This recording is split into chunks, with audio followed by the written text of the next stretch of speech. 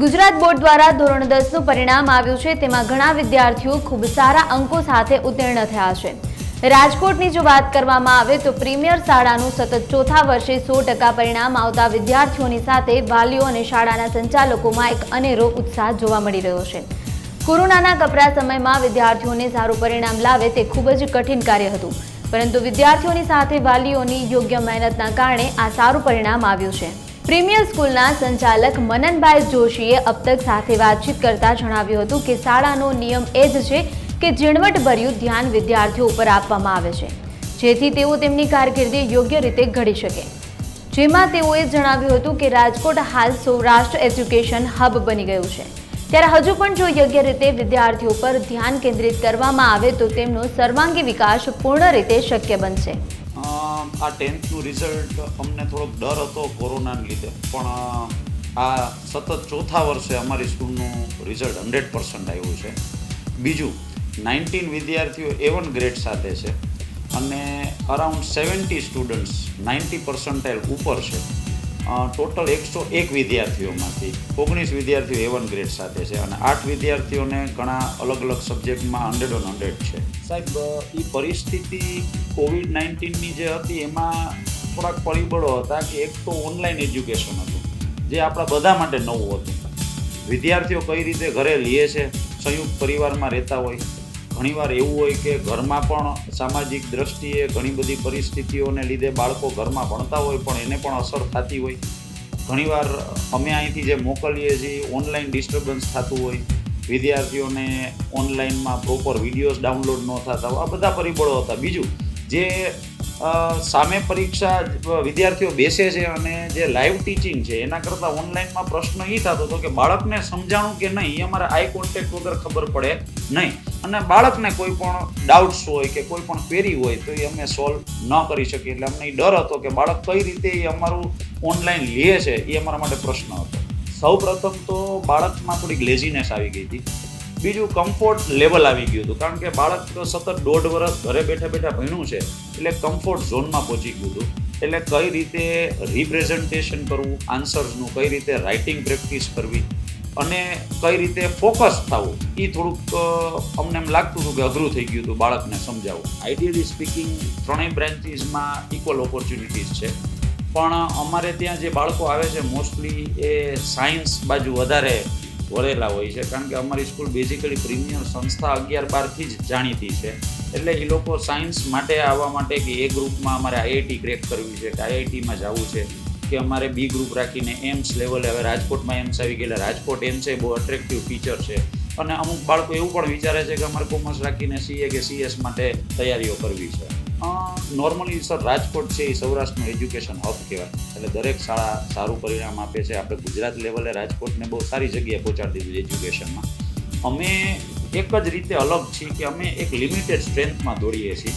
અમારે દરેક સ્ટાન્ડર્ડમાં average 45 સ્ટુડન્ટ્સના class, અને અમે 10મા ધોરણ 9મા ધોરણમાં 2 ક્લાસ જ 2 વર્ગ જ લઈએ છીએ, અને અમે પોતે સંચાલકો ટીચર્સ છીએ, એટલે એનાથી અમને વધારે ખબર પડે કે કયું બાળક કઈ પરિસ્થિતિમાં કેવું ભણે છે। સર, આઈડિયલી સ્પીકિંગ આ બધા જે તમે બાળકોની વાત કરી, જે 10thમાં આવશે એ લોકોએ પણ 9th ઓનલાઈન કર્યું છે, જે 11thમાં આવે છે એ લોકોએ પણ 1 વર્ષ ઓનલાઈન કર્યું છે। આઈડિયલી 11-12 સ્ટાન્ડર્ડ માટે 8, 9, 10thનું બેઝ હોવું જરૂરી છે, એટલે જે બાળકો અત્યારે 11-12માં આવે છે કે જે 10માં આવે છે એને પ્રથમ વસ્તુ કે ક્લાસરૂમ લેવલે ઘણીવાર બાળકનું ફોકસ ઓછું હોય છે। અમારું એ માનવું છે કે બાળક ક્લાસરૂમ લેવલે બહુ ફોકસ નહોતો થતો। બીજું એના ક્વેરીઝ, એના ડાઉટ્સ ટીચર્સને મુક્ત મને પૂછી નથી શકતો। અમે અહીંયા ડેમોક્રેટિક એટમોસ્ફિયર રાખ્યું છે કે બાળકને કોઈ પણ ડાઉટ હોય ગમે ત્યારે 1 વાર નહીં, 2 વાર નહીં, 3 વાર પૂછવાનું છૂટ છે, અને જો બાળક એ મૌલિકતા કેળવે, સેલ્ફ લર્નિંગ ઉપર બિલીવ કરે અને ટીચર ઉપર ભરોસો રાખે તો સરસ રિઝલ્ટ આવે। પ્રીમિયર સ્કૂલના સંચાલક નીરવભાઈ બદાનીએ અબ તક સાથે વાતચીત કરતા કહ્યું હતું કે કોઈ પણ શાળાનું પરિણામ જ્યારે સારું આવે તો તેની પાછળ સારા વાલીઓ અને તેમનો ભરોસો સૌથી મહત્વપૂર્ણ ભાગ ભજવતો હોય છે। સારું પરિણામ લાવવા માટે શાળા મહેનત કરે છે, તેને સાર્થક કરવામાં વાલીઓની હાથ સૌથી મોટો છે। ઇન્ડિયા સ્કૂલનું સારું પરિણામ આ પાછળનું એક કારણ એ પણ છે કે શાળાએ હંમેશા નાનામાં નાની વાત ઉપર વધુ ધ્યાન કેન્દ્રિત કર્યું છે અને વિદ્યાર્થીઓને તે દિશામાં આગળ વધાર્યા છે। પહેલાં તો ખૂબ ખૂબ અભિનંદન કે તમે પ્રીમિયર સ્કૂલનું આટલું ઝળહળતું પરિણામ આ રીતના આ માધ્યમથી બધાને પહોંચાડો છો. સાચું કહું તો કોઈ પણ રિઝલ્ટ કોઈ એક ઇન્ડિવિજ્યુઅલની મહેનતથી નથી આવતું. અમને એટલા જ સારા પેરેન્ટ્સ વાલીઓ મળેલા છે અને એટલા જ બાળકો મળ્યા છે કે જે અમે જે કહીએ છીએ એ પ્રમાણે કામ કરે છે.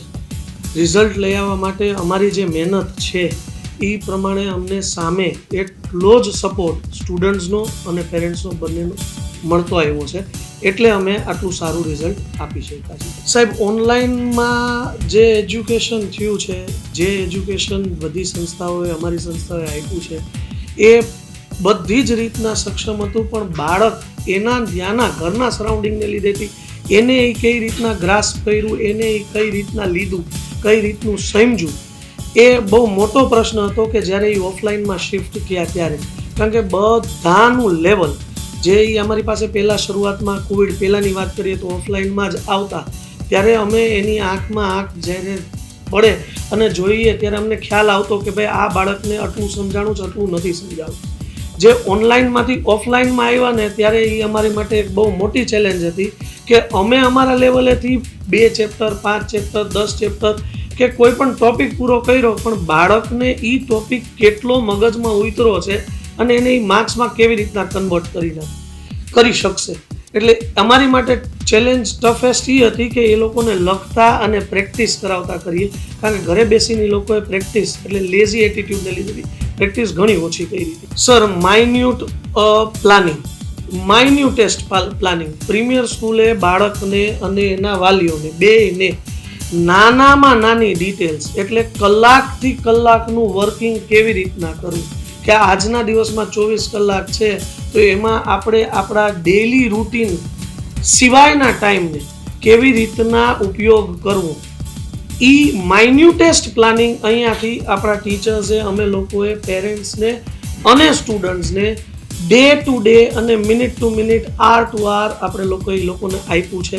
કે ફોર એક્ઝામ્પલ કાલે કોઈ પણ સબ્જેક્ટની ટેસ્ટ છે કે મેથ્સની ટેસ્ટ છે તો એ ટેસ્ટમાં કેટલા ચેપ્ટર છે અને એ ચેપ્ટરને કેવી રીતના પ્રિપેર કરવા, કેટલી કલાકમાં પૂરા થવા જોઈએ, એ ચેપ્ટરની અંદર એ કલાકમાં કેવી રીતના કામ કરવું. એટલે માઇન્યુટેસ્ટ પ્લાનિંગ જે છે એ સ્કૂલ દ્વારા બાળકોને અને વાલીઓને બંનેને પ્રોવાઈડ કરવામાં આવ્યું અને એ લોકોએ એને સક્સેસફુલી અને હોલ હાર્ટેડલી ફોલો કર્યું. So that is why we came to such a good result. Sir, our motto is to deliver the best.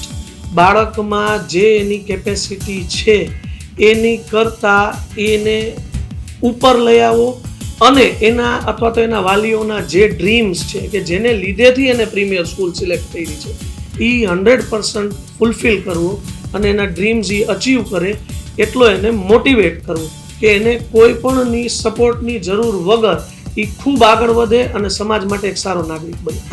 Sir, frankly speaking, we are not yet satisfied with what we are at and તમે અને entire Saurashtra or might be Gujarat will be seeing the better in few days or few months. Thank you sir. Premier સ્કૂલના director Nehaben દેસાઈએ અબ તક સાથે વાતચીત કરતા જણાવ્યું હતું કે દરેક બાળક પાછળ પૂરતી મહેનત કરે છે, કેમ કે શાળાનો હેતુ એ જ છે કે કોઈ એક વિદ્યાર્થી નહીં પરંતુ અભ્યાસ કરતા દરેક વિદ્યાર્થીઓ સારામાં સારા અંક સાથે ઉત્તીર્ણ થાય. વધુમાં તેઓએ જણાવ્યું હતું કે શાળામાં જે પરીક્ષાઓ લેવામાં આવતી હોય છે તેના ઉપર પણ શાળા વધુને વધુ ધ્યાન કેન્દ્રિત કરે છે અને તે ટેસ્ટનું જે પરિણામ આવે છે તેના ઉપર પણ તેઓ વધુને વધુ બાળકોને સજાગ બનાવે છે અને તેઓને કઈ દિશામાં મહેનત કરવી જોઈએ તેનું પણ જ્ઞાન આપતા હોય છે. Neha Desai, director premier school અને UG expert in biology, NEET expert in biology. પ્રીમિયરની ટેગલાઇન છે કે premier believes in toppers not topper. અમારે કોઈ સ્ટાર બેચ નથી, દરેક બાળકો પાછળ અમે કામ કરી છે. બધા બેચીસને ઇક્વલ ઇમ્પોર્ટન્સ આપી. જે ટેસ્ટ શેડ્યુલ રહે એ રીતે ડિઝાઇન થયેલું હોય કે બધા બાળકોને મદદ થાય. પેપર્સ ચેક થઈને આપે, પછી એને રિઝલ્ટનું એનાલિસિસ થાય કે છોકરાઓની આ ટેસ્ટ લીધી એમાં માર્ક્સ કેમ ઓછા છે કે કેમ ઝાઝા છે, પેપર બરાબર હતું કે બાળકનું પરફોર્મન્સ ઓછું હતું. કારણ કે કોવિડને લીધે બાળકો બહુ બધા ડીફોકસ થઈ ગયા હતા. તો દરેક પેપર સેટ કર્યા પછી એનું જે રિઝલ્ટ આવે એ ખાલી બાળકોને રિઝલ્ટ નથી આપ્યું, એનું એનાલિસિસ કર્યું કે ભાઈ કેમ આવી રીતે છે, તો આની પાછી ટેસ્ટ લેવી પડશે આપણે, કે ને ઈ ચેપ્ટર અલગ રીતે ફરીથી એને સમજાવવું પડશે, રિવિઝન કરાવવું પડશે. એને લીધે અમને લાગે કે બાળકોને ઘણી બધી મદદ થઈ. એટલે ટાઈમ ડ્યુરેશન લેસ હતો પણ મેક્ઝિમમ સ્ટુડન્ટ્સને સારું 90 PR અને અબાવ રિઝલ્ટ આવેલું છે. ઓનલાઈનને લીધે છોકરાઓ ગેમ્સમાં ઝૂમ ટીચિંગ ચાલતું પણ પેરેલલ ગેમ્સ એટલી ચાલતી. ઇન્સ્ટા સ્નેપચેટમાં બહુ ઇન્વોલ્વ થઈ ગયા હતા. એટલે એક નોનસ્ટોપ કાઉન્સિલિંગ સ્કૂલમાં એ ચાલ્યું કે ભાઈ મોબાઈલ મૂકી દો મોબાઈલ. પણ ધ ફેક્ટ ઇઝ કે 100% છોકરાઓ કોઈ મોબાઈલ મૂક્યા નહીં. પણ એ સાથે ઘણો બધો ટાઈમ રિડ્યુસ થયો.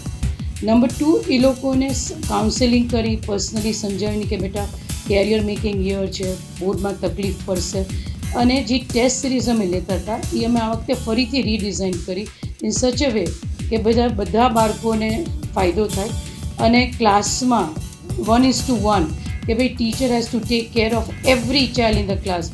એવું નહીં કે 90% વાળું કરી લે છે તો પાછળનો શું, અમુકના જે એવરેજ છોકરાઓ હતા એની પાછળ વધારે કામ કર્યું, જેને લીધે રિઝલ્ટ પુશઅપ થાય. નેક્સ્ટ એકેડેમિક યરમાં સર હજી અમારી પાસે જે બેચીસ આવે છે એ બધી નોનસ્ટોપ 3-4 વર્ષ હજી રિપેરિંગ કામ ચલાવવું પડશે, કારણ કે કોવિડ બેચીસ જ આવે છે. અને 6th 7th કયો એ છોકરાઓ તો હજી બહુ નાના છે અને એ લોકોને હાર્ડલી જે 6th 5th 4thમાં કાંઈ મળ્યું જ નથી. એટલે એ હજી અમારા માટે બહુ ચેલેન્જિંગ છે. નેક્સ્ટ 4-5 યર્સ એ છોકરાઓ જેમ ઉપર આવતા જાય એમ એ લોકોને અમારે કોન્સ્ટન્ટ કાઉન્સેલિંગ સાથે એ લોકો સાથે 1:1 ડીલ કરી અને એનું પરફોર્મન્સ એને પુશઅપ કરવા પડશે કે એનો કોન્ફિડન્સ બિલ્ડઅપ થાય. પેરેન્ટ્સને એન્કરેજ કરી છે કે એલર્ટ રહી, સ્પોર્ટ્સ એક્ટિવિટીમાં ઇન્વોલ્વ કરે, કારણ કે બાળકો એટલી વાર મોબાઈલથી દૂર રહે. પ્રીમિયર સ્કૂલના ડાયરેક્ટર મુકેશભાઈ તિવારીએ અબતક સાથે વાતચીત કરતા જણાવ્યું હતું કે ઓનલાઈન એજ્યુકેશન મેળવ્યા બાદ જ્યારે બાળકો ઓફલાઈન તરફ ડાયવર્ટ થયા હતા ત્યારે શિક્ષકોની સાથે વિદ્યાર્થીઓને પણ ઘણા પ્રશ્નો ઊભા થયા હતા. તેથી હવે શાળાનો હેતુ એ છે કે આગામી બેન્ચમાં વિદ્યાર્થીઓને નાનામાં નાના મુદ્દાઓ પર વધુ ધ્યાન આપી તેમનો બેઝ હોય તેને વધુમાં વધુ મજબૂત કરવામાં આવે. વધુ સારું પરિણામ અને વધુ વિદ્યાર્થીઓ સારા અંકો સાથે ઉત્તીર્ણ થાય તે પણ એટલું જ મહત્વનું છે અને તે દિશામાં પણ દરેક શિક્ષકો કાર્ય કરી રહ્યા છે. મારું નામ મુકેશ છે, મુકેશ તિવારી. હું ડાયરેક્ટર છું પ્રીમિયર સ્કૂલનો અને મારો સબ્જેક્ટ છે ફિઝિક્સ.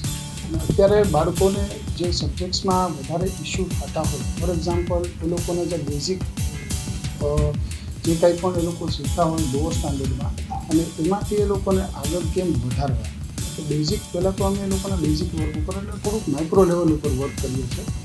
ફોર એક્ઝામ્પલ ક્યાંક એ લોકો અટકતા હોય ઘણા બધા ક્વેશ્ચન્સમાં મેથેમેટિક્સ છે કે જ્યારે એ લોકોની મેથેમેટિક્સની એપ્લિકેશન્સ ફિઝિક્સમાં સબ્જેક્ટ્સમાં આવતી હોય, એ લોકોને 10th સ્ટાન્ડર્ડના રિઝલ્ટ્સમાં એ લોકો જ્યારે LCM લેતા હોય કે કાંઈ પણ, તો ત્યારે એ લોકોને જે જીવની વસ્તુ છે એની પર અમે ઘણું બધું વર્ક કરીએ છીએ. જેને લીધે શું થાય છે કે એ લોકોનો સબ્જેક્ટ એક ટોપિક સ્ટ્રોંગ થાય તો એક ચેપ્ટરમાં માની લો કે 5 કે 7 ટોપિક છે, 7 ટોપિક એના સ્ટ્રોંગ થયા એનું આખું ચેપ્ટર સ્ટ્રોંગ થશે. એ રીતે એક ચેપ્ટર સ્ટ્રોંગ કરીને એક ચેપ્ટર માટે અને પ્લસ એક ઝીણા ટોપિક ઉપર ઘણું વર્ક કરીએ છીએ. એના માટે ઘણા બધા એક્ઝામ્પલ્સ સાથે સાથે એ લોકોને ઘણી બધી સ્ટેન્સિલ્સ આપી અને એ સ્ટેન્સિલ સોલ્વ કરીને એ લોકોને ઘણા બધો બેનિફિટ. એટલે સર પ્લાનિંગમાં જ અમે લોકો માઇક્રો લેવલ ઉપર અત્યારે લોકો એ જ વસ્તુ સ્ટડી કરીએ છીએ કે એ લોકો કયા ક્વેશ્ચનમાં શું ભૂલ કરી છે એ લોકોને ભણાવીએ છીએ. સાથે સાથે જ્યારે એ લોકોની રેગ્યુલર બધી ટેસ્ટ લેવાતી હોય, બિકોઝ અમારું ટેસ્ટનું પ્લાનિંગ બહુ યરથી અમે આખું એન્યુઅલ પ્લાનિંગ હોય છે. એન્યુઅલ પ્લાનિંગમાં શું થાય કે એ લોકોને કયા દિવસે કયા ચેપ્ટરની ટેસ્ટ લેવાની છે એ લોકોને ખ્યાલ જ હોય. એટલે બાળકોને પ્રિપરેશન કેમ કરવી અને સાથે સાથે કયા ટોપિકમાં કઈ વસ્તુનું ધ્યાન રાખવું, બિકોઝ એમાં ઘણું બધું ટ્વિસ્ટ થતું હોય તો ઘણી વખત બાળક એ સમજી ન શકે. તો અમે એ લોકોને શું કરીએ છીએ કે એ ઇઝીલી એ લોકોને ક્વેશ્ચન સમજાય અને એ લોકો એ ક્વેશ્ચનને પ્રોપર અટેન્ડ કરે અને વિથ પ્રોપર મેથડ. તો એ લેવલ ઉપર અમારું ઘણું વર્ક કરે. હા, મારો મેસેજ એક જ છે કે જે અત્યારે તમારું લોઅર સ્ટાન્ડર્ડમાં માની લો કે ડ્યુ ટુ કોવિડ કાંઈ પણ બગડ્યું છે એને પહેલાં રિપેર કરવા. હવે રિપેર કરીને રિપેર કેવી રીતે કરવું તો એના માટે જે સ્કૂલ સાઇડથી અમે લોકો સ્ટેન્સિલ કે જે કંઈ પણ વર્ક એ લોકોને આપીએ છીએ એમાં એક વસ્તુ જાતે પોતે સોલ્વ કરે અને એમાં જે કંઈ પણ ડાઉટ્સ છે એ ડાઉટ રિલેટેડ બધી વસ્તુ અમને પૂછી લે ટીચર્સને. એટલે એનાથી શું છે કે એ લોકોનો સબ્જેક્ટ સ્ટ્રોંગ થઈ જશે. આવા જ અવનવા વિડીયોઝ માટે અબતકની ચેનલને સબસ્ક્રાઇબ, લાઇક અને શેર કરતા ના ભૂલશો. આ જ રીતે જોડાયેલા રહો અબતક સાથે.